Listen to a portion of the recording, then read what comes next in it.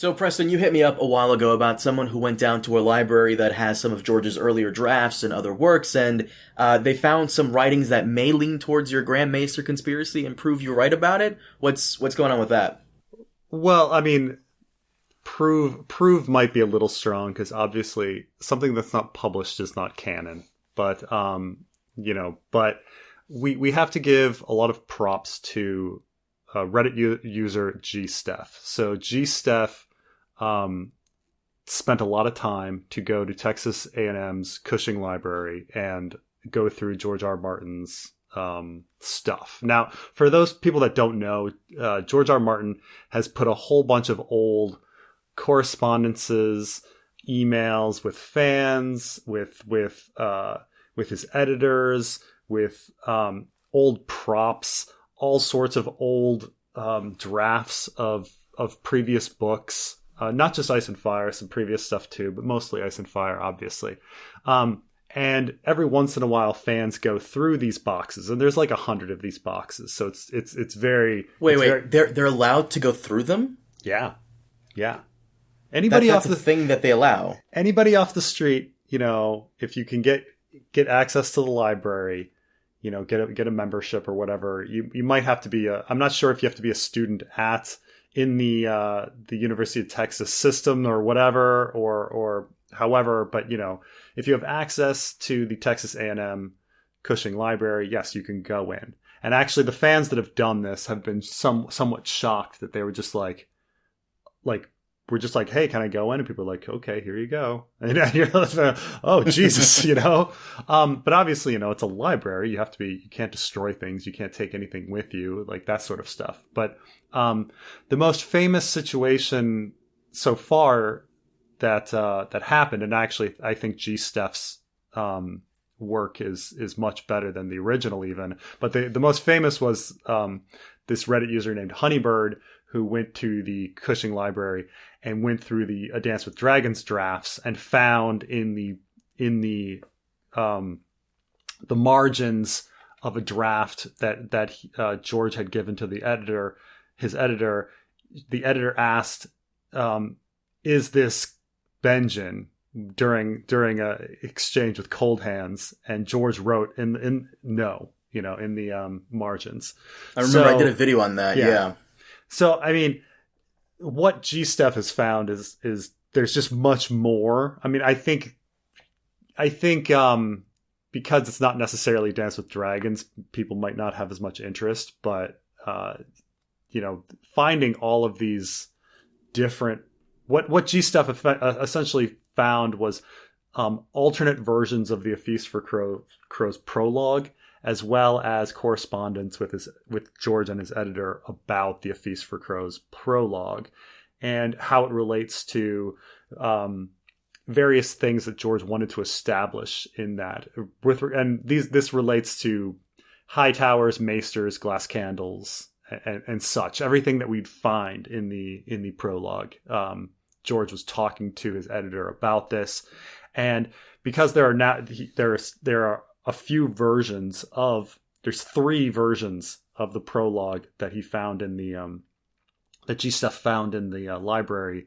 There's some interesting aspects, things that strengthen theories, things that get into George's head, and again, stuff that's not published is not canon, but still we get into George's mind a little bit when it comes to what he was thinking when he was writing things about, say, Aleros or the glass candles or Marwyn or the high towers and stuff like that. So yeah, I mean, essentially gsteff went through the correspondences and found that George was having a lot of trouble with the Feast for Crows prologue, and he rewrote it.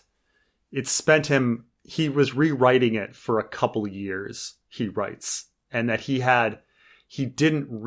wrote 12 different versions of it, and he wasn't sure which version his editor would like. So he actually sends his editor all the 3 that he thinks are the best, which is essentially a long version, a short version, and a Rosie version.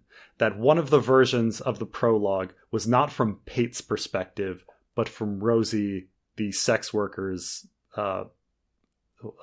perspective instead. So it's kind of interesting stuff. He also writes that he essentially had a bullet list of 7 things that he was trying to achieve with the prologue that he thought was important. And which were essentially, 1, Dany and her dragons have arrived in Westeros, and Westeros is aware of it.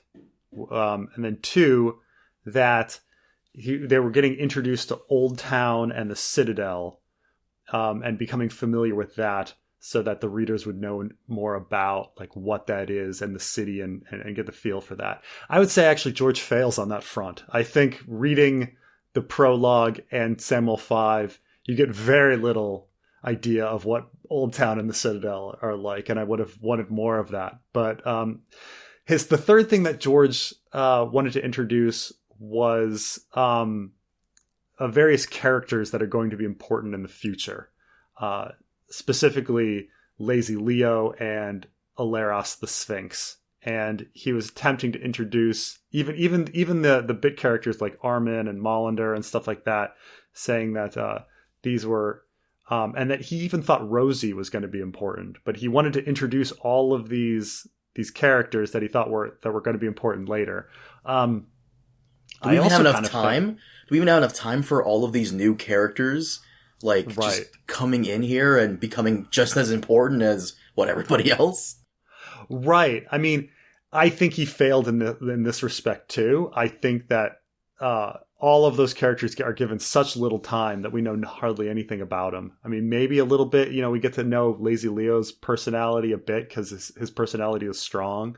But I feel like we hardly even know the Sphinx. We certainly not Armin and Melander. Most people just forget who those people were, So number 4, he wants to imply or suggest that the Citadel is a player in the Game of Thrones, and that the Maesters have their own secret agenda.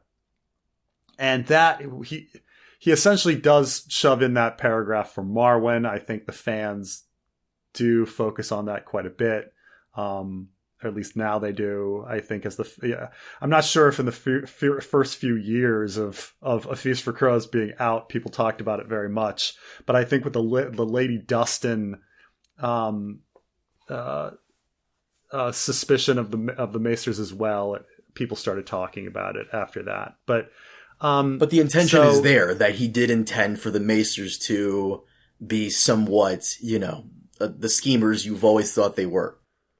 Right. And we know that, I mean, and obviously with the Marwyn accusation is there. It's just whether or not you believe Marwyn or think like Marwyn is paranoid or whatever. But it sounds like the fact that this isn't just some sort of random paragraph that he's throwing in there that doesn't mean anything. Like George very specifically wanted to write a prologue that implied this. And of course it's actually a failure in the prologue because he has to move that information to Samuel 5.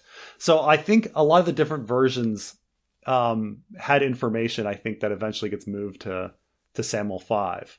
The two, which are our 2 scenes that take place in Old Town, so there's a lot of text that's just pushed over from the different versions. But yeah, so I think when I say things he wanted to establish in the prologue, I think it also means the prologue or Samuel 5.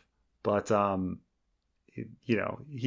he does get that, he does have that come across. Marwyn has his little speech about the Maesters, but a lot of people, I don't know if it's a big focus because A Dance with Dragons hardly touches on any of this, Lady Dustin mentions a little bit about the Maesters, but Old Town, we're completely silent on Old Town all through A Dance with Dragons. So people have kind of forgotten about Old Town. I mean, Jesus, when you think about it, it's been 20 years, right? It's been 20 years. Thing 5 that he wanted to do was introduce the Hightowers, because they haven't played any role yet, and they're one of the most powerful houses in Westeros. I also think this is something he largely failed at.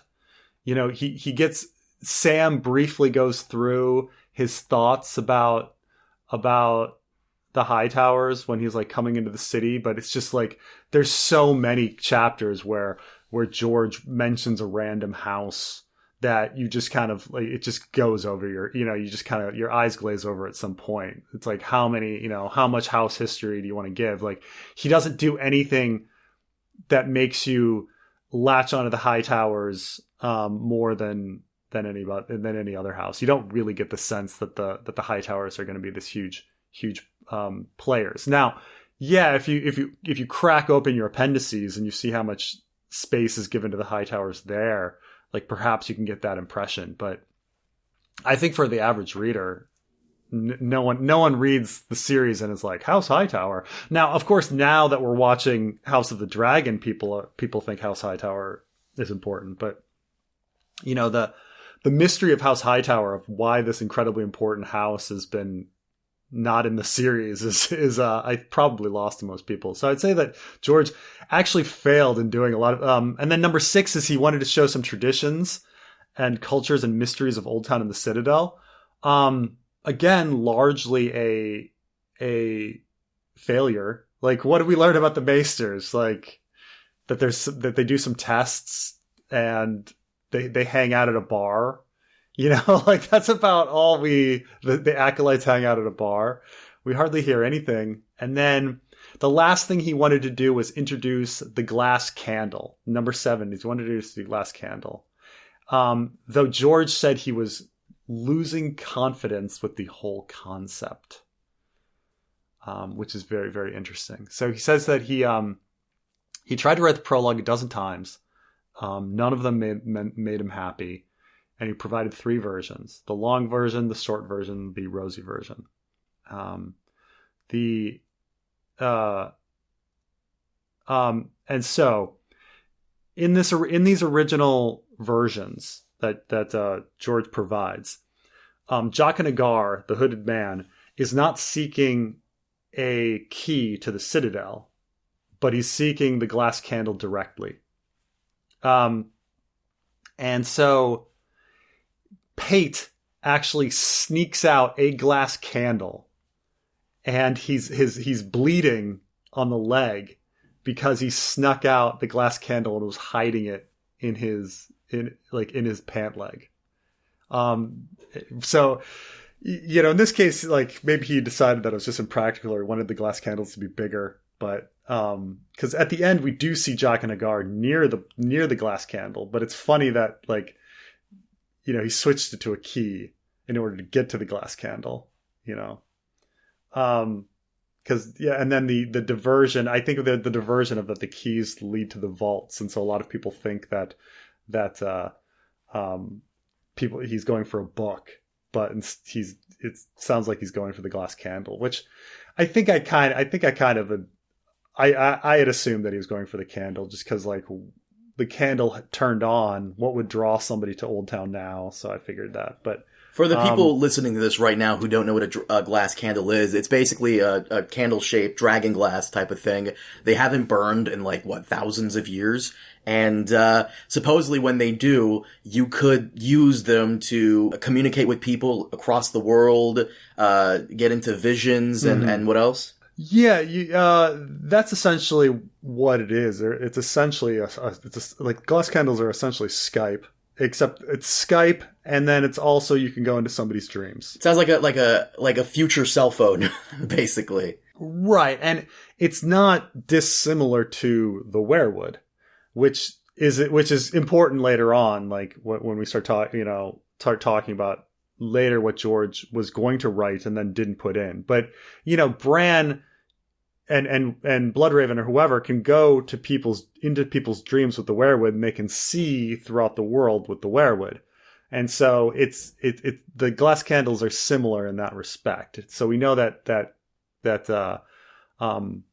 Quaithe has been speaking to Dany, probably with a glass candle, and we know that Aemon on his ship was getting weird dreams, and we kind of get the sense that maybe Marwyn or Aleros is looking at going into his dreams with the glass candle, or when Sam approaches, he says, "How did you know I was coming?" And the Alaros nods to the glass candle. So this idea that they've been watching the world with this glass candle, and that's how they know a lot of things are going on, and that you can actually influence people and go into their dreams, which starts changing the story. Like how many people have been influenced by in their dreams by somebody with a glass candle, or somebody with a werewood, or somebody with flames.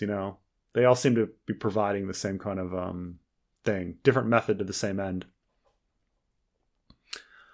One thing that they mentioned, that in these other versions, there's a quick description of the middle of the Citadel. Like if you go into the Citadel's library, the chapter describes the library as the Ring of Wisdom, and that Pate raises the lantern above his head, and over the place where the wooden spokes meet like slices of a great pie hung an ornate oil lamp of gold leaded glass wrought in the shape of the sun. And what's funny about that description is it's very much like the description of the Citadel in Game of Thrones. You know how when they finally go to the Citadel in Game of Thrones and they have that, he looks in with that big lamp, and it's the lamp from the opening sequence. Did George share his ideas with Dave and Dan on this? And this is where they got it? I don't know. This is the thing, is that there's some speculation here that perhaps like the video effects design people might have consulted with George. But it's strange that like in the middle of a circular library, there's this big sun lamp, and that's exactly what we see in Game of Thrones. So George had completed A Feast for Crows like long before the Game of Thrones series. Now, granted, like there's not the whole. I think when Sam goes into the Citadel library, which isn't a big ring, and the lamp has a bunch of like lenses on it and rings and shit like that. So it might just be a coincidence that this weird ringy lamp thing is also the sun in the original in the Game of Thrones opening.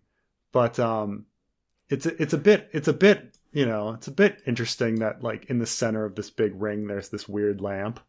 Maybe there's some sort of influence to it. Oil lamp of gold and leaded glass wrought in the shape of the sun. And no, might be reading into it too much. I mean, I think the thing that we see in Game of Thrones is a lot more intricate, but nonetheless, that thing is used as a sun flying around the map in the opening sequence. So, I don't know. So in the original prologues, there are many glass candles, not just 4. And every Archmaester has a glass candle. And so Pate is stealing one of the Maester's glass candles. And rather than one of his keys to get to a vault or whatever. They mentioned that the Ring of Wisdom, the middle of the library, is where novices are tested on knowledge, or at least that's where they're tested on knowledge of the heavens with Archmaester Valen. So maybe that gets more into the weird concentric rings or whatever being tested on the heavens, because that together with the fact that the lamp looks like the big sun does make it seem like there's a big model of the solar system in the middle of the library, just like in Game of Thrones series. Let's see what else. So the unfinished short version is not that different from the one that's published. There's some minor changes to the dialogue at the pub, many more mentionings of the Ring of Wisdom. There's more about Alaros but stuff we kind of knew because it's in the appendix. Aleros claims that Leo claims that Aleros is the Lord's son, but Aleros denies it. And then they kind of say that sphinxes used to exist before the doom of Valyria, which is a kind of interesting concept. And I'm going to get into that. So there's some belief about how much genetic engineering the Valyrians were doing, either scientifically or magically. And, were there half humans, half dragons? Is there dragon DNA in human DNA? Is there human DNA in the dragon's DNA? Like, how much splicing went on? And the idea that you could have this half, because we know that when we say sphinx in the world of Ice and Fire, we don't mean woman and an eagle. They mean like woman and a dragon. These are half human, half dragons when they say a sphinx. And the Valyrian sphinxes. So this idea that, maybe there are these half dragon, half humans that existed in Valyria before the Doom, which is kind of weird kind of stuff. But of course, George removed it. Maybe he thought it was too weird to have that kind of thing. You can tell this probably was killing him because he really loves to go into this. Like, you find a lot of this stuff in the Thousand Worlds novels, don't you? In the stories.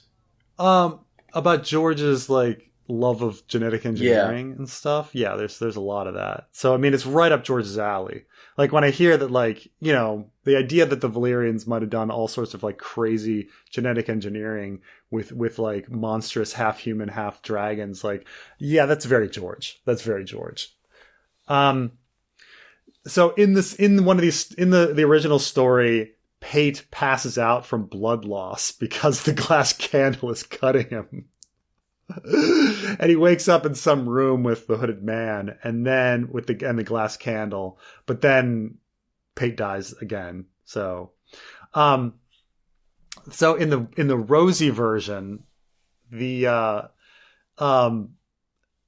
is all from Rosie's perspective, which is weird. Rosie had dreamed of becoming a maester herself, but couldn't because she wasn't a man, and that Rosie is in love with Aleros and thinks he's so beautiful, and like wants to take Aleros to bed, but like which kind of gets into like which is funny that we did the fanfic prologue and how playing around with the sexual relationships with Aleros and people being like fooled. In this situation, like a woman wanted to have sex with Aleros thinking that her a man, and in ours, like we had another man who was gay wanting to have sex with Aleros and not realizing that he's a woman. But that we like actually hit upon something like that George was playing around with. Like this is a meme you have to continue on into like if you guys go on into Dream of Spring fanfic. Yeah. This is a meme you have to continue with. Yeah, so she calls, but it's very clear through the it's just much more clear that Aleros is Sorella Sand. Not that too many people deny that Aleros is Sorella Sand, but it's just much more obvious when like Rosie is specifically talking about how she wanted to be a maester but couldn't because she was a woman, and then she's in love with Aleros and she's describing how pretty he is, and they go into the fact that he is a lord as a father and all sorts of things. It's just much clearer that Aleros is Sorella Sand. But it's it's just Rosie listening to the conversation that Pate and Lazy Leo have, and the other acolytes have but it's just from her perspective. Let's see, anything else that from now? I mean, gsteff is gonna be posting more stuff from some other findings, but this was a big thing. There was a big thing about the fact that the glass candles grant eternal life. That's the huge thing. Yeah. As long as the flame lasts, the man whose life is bound to it cannot die. Which is really quite odd, because I think in somebody was mentioning that there's a passage in Jaime 6, A Storm of Swords, where Jaime also compares life to candles. And he says, the flames will burn so long as you live. When they die, so must you. So a glass candle is made of dragon glass or obsidian, and it has an unflickering, like, undying flame. And so, like, I joke that, or not joke, but I theorize that the glass candles are actually made of silicon, because silicon and because the story is post-apocalyptic. Right, or these are futuristic things, whether it's post-apocalyptic or not, but these are futuristic things. So, like, how would a person in the Middle Ages describe a long, like, tech piece that has a flashlight at the top? They would describe it as, like, an unflickering, like, blinding light or whatever. And so at the top he says, so here he's saying that the candles are kind of similar to binding to a werewood or even closer to maybe a dragon or a direwolf, where if you're bound to the dragon and the flame lasts, you cannot die. And before I was mentioning that the glass candles are a clear parallel to the werewood. In fact, the citadel itself is a parallel to the werewood net, where the werewood net is this network of trees where knowledge is absorbed into the trees and lives forever, and you live forever in the werewood. The werewood net is heaven too, like when we die, we go to heaven, and then you can see everybody you want and you live forever. It's just heaven, right? The werewood net is heaven. However, George has often written that, okay, well, if you don't believe in the afterlife, there are other ways to live forever, and that is through, like, your memory and knowledge.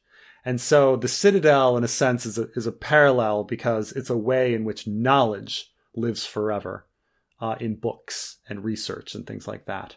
Of course, the glass candles make it a little more direct, like now, where the werewoods can see around the world, the glass candles can see around the world. So, but then it's like, you have eternal life if you're bound to a glass candle.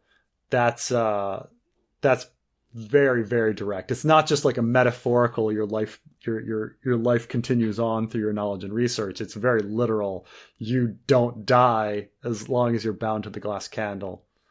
But yeah, but how easy would it be to blow out the flame, though? Because that seems kind of like a shitty deal, depending on how easy that would be. Yeah, of course. Now George talks about in a lot of his writing about people living forever in computer chips, like in simulated realities. I've had him write even in his blogs about these sorts of things, that, like, let's get on that, having people live forever by downloading our memories into computers. This happens a lot in, say, Night Flyers, where Royd's mother gets her personality soul, like, uploaded into a computer crystal.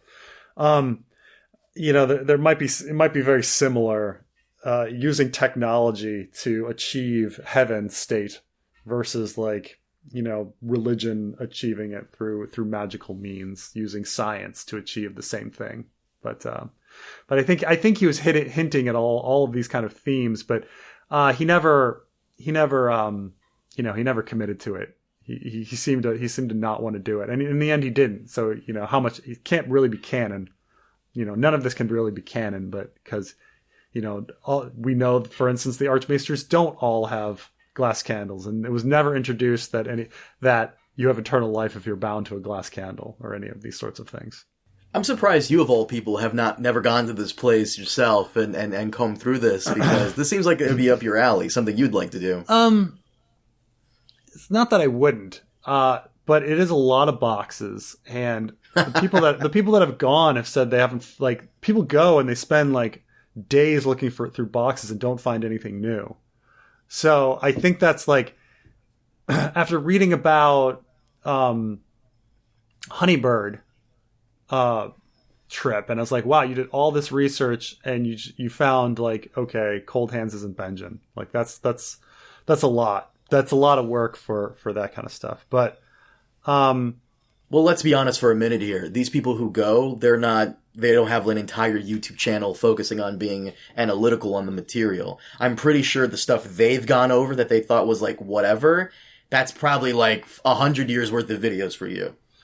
Maybe, yeah. But yeah. Anyway, but you know, I think some of these fans are as dedicated as me, so it's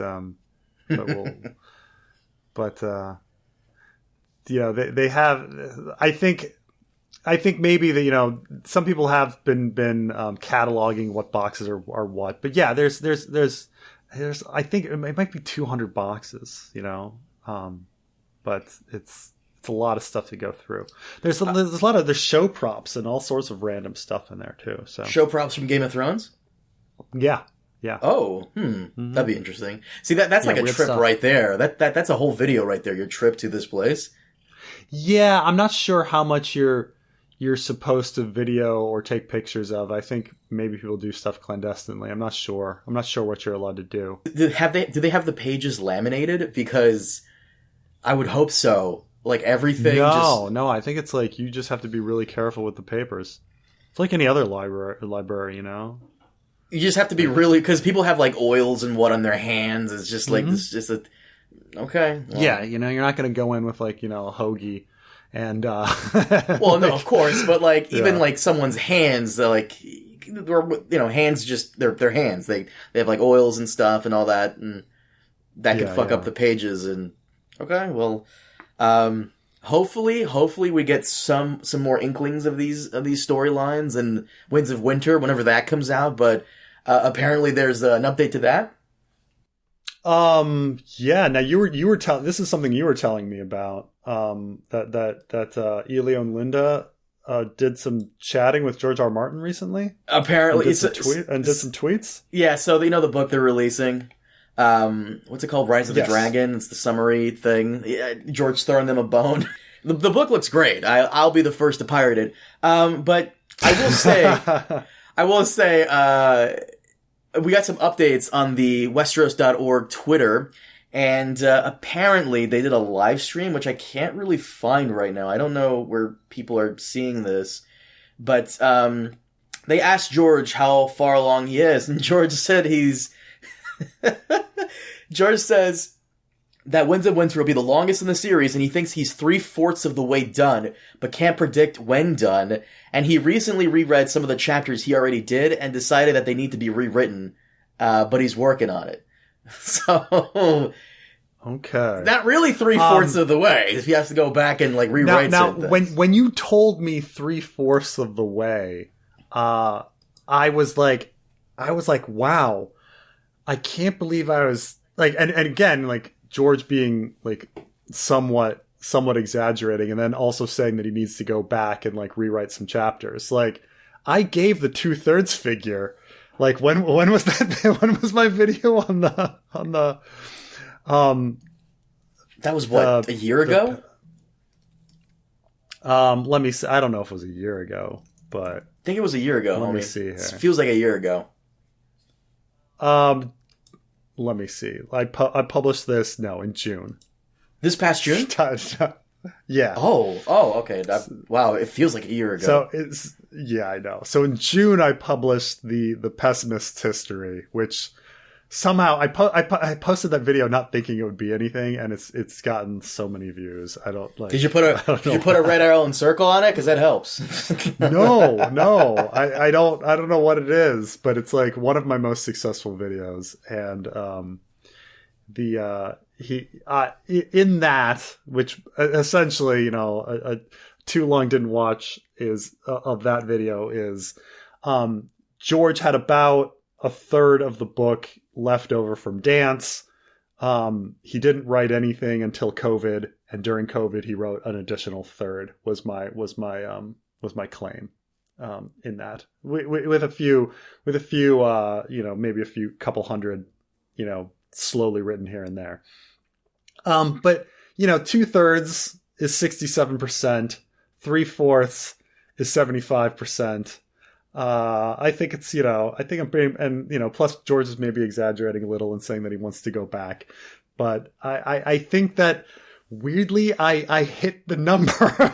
Like I hit it, not to toot my own horn, but I hit it. I hit the, like, cause a lot of people are like, oh, he's nearly done. He's nearly done. I'm like, no, he's not. And then a lot of people are like, no, he hasn't written a thing. I was like, no. So I hit the number. Apparently Winds will be more than 1,500 pages. So I'm wondering if they're going to be able to split that like they did. Because remember, wasn't Feast and Dance originally one giant thing and then he split that? I think that what will happen is that the editors will have him cut a few chapters and move them to Dream on, of Spring, that kind of stuff. The same thing kind of thing. How is that even possible to move it to Dream of Spring? Because then all the stuff he planned to write for Dream of Spring, that'll be another. I mean, it might as well just be into an abyss, because like move it to a Dream of Spring, it's gone. like. Well, no, that and you move it to Dream of Spring, and then Dream of Spring is going to be another 1,500 pages, and you move that to what? What was the last final book? That may be because he said he wants to do 7, which okay, but yeah. Is there going to be enough space in the Dream of Spring? Because then they might have to do an 8th book, A Time of Wolves. No. Right, exactly. But we all kind of know that there's no way George can wrap it up in 2 books. I'm not saying a writer couldn't wrap it up in 2 books. I'm saying George can't wrap it up in 2 books. Yeah. He's not. He hasn't even gotten on to phase 2 of his plan. Like his plan from the beginning was War of the Five Kings, Dany's invasion, others' invasion. Like there's 3 stages to the story, and he hasn't even gotten to stage 2 yet of like his story in his mind. That others' invasion, the White Walker invasion, that's going to have to wait because that's the one thing he's having the most issue with. According to Elio and Linda, Bran is still tough to write because of the supernatural and sorcerous matter, and he's struggling with these chapters for the Winds of Winter. So what was the one that people thought he was originally struggling with? Marine? Well, back in A Dance with Dragons, he was struggling with Marine because of simultaneous events happening. And in this, he said he was struggling earlier. He said he was struggling with Cersei, and everybody's like, oh, well, that makes sense because there's simultaneous events happening with like Jon Con coming in. And, it seems to be tough for George to coordinate simultaneous chapters where a lot of different events are happening at once and how people should be reacting. And so with A Dance with Dragons, he ended up, he claims he wrote and rewrote a whole bunch of chapters where, Quentin Martell arrives, after Dany flies off from the dragon pit. Quentin Martell arrives much earlier. Victarion arrives at a certain time. Tyrion arrives at a certain time. Like when these characters are arriving, because you have the 3 characters of Tyrion, Victarion, and Quentin all coming to Slaver's Bay in a race to meet Dany. He was having trouble like timing it all. And then the way he fixed the Myronese knot is by inventing the Barristan point of view. He never planned on having a Barristan point of view, but he had to get rid of Dany, and he needed somebody else to pick up from where she left off. So Barristan was invented. The other minor thing that he touched on real quick is in regards to, he revealed that his preferred starting point for House of the Dragon would have been about the heir and the spare, showing both the love and rivalry of Jaehaerys' son Aemon and Balon. Yeah, it makes sense. I mean, that gets more into like why, like immediately why, like Rhaenys might have been passed over the first time for Balon, and reasoning for that, which eventually leads into everything. But back on Bran, I think it completely makes sense that Bran would be the thing tripping him up. Bran has to be the most difficult chapter to write. It has to be, just because you're dealing with time travel elements, and the time travel stuff that Bran is dealing with. It's so, like, having done the time traveling Bran series and now like really understanding like what George is trying to do with time travel, which I do think he's trying to do Groundhog's Day in a sense. Like how complicated that is. If a three-eyed crow, if previous versions of Bran have been through this a million times, and now this version of Bran has to go forward, there's a lot of very confusing elements to the story, because time travel always, once you think about it, like ties your mind up in knots, because it doesn't make, time travel never makes sense because it can't. It's a paradox, so. But George is going to try. That's what the story needed, was time travel. And is that all from the Reddit piece as well? Yeah. No, I went into the Reddit piece pretty well, pretty detailed. And hopefully we'll see more from GSteff's great research. So this is ongoing. Yeah, and I'll leave a link to GSteff's original Reddit post about it, because it's just exemplary research and work being done. So that's definitely a trip you should plan once you're back in the States to go visit this. Yeah, I mean, I'll see about getting access and things like that, and flying down there. So it seems like a lot of work, and it's like a shot in the dark whether you're going to find anything interesting. So